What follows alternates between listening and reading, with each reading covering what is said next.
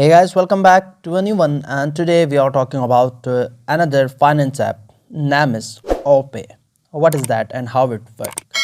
First of all, I request all of you to subscribe and hit the bell icon. Just you need to go to your Google Play Store and here just search Opay.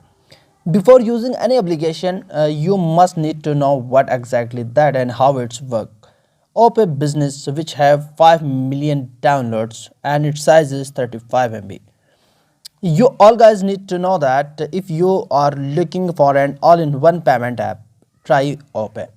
Create your first of all to download this app from Google Play Store, then create your account, add balance and use it for mobile recharge, utility to pay utility bills or instant money transfer. If you want to transfer money from fastly, then you can try Opay. It's fast, it's secure and offers cashback rewards too, and it also offers you cashback rewards, perfect for anyone who wants smooth digital payments. Then the Opay app is a must have one. I hope the short tutorial is helpful for you, so don't forget to like, comment, share, subscribe, and I will see you in the next one. Goodbye, best of luck.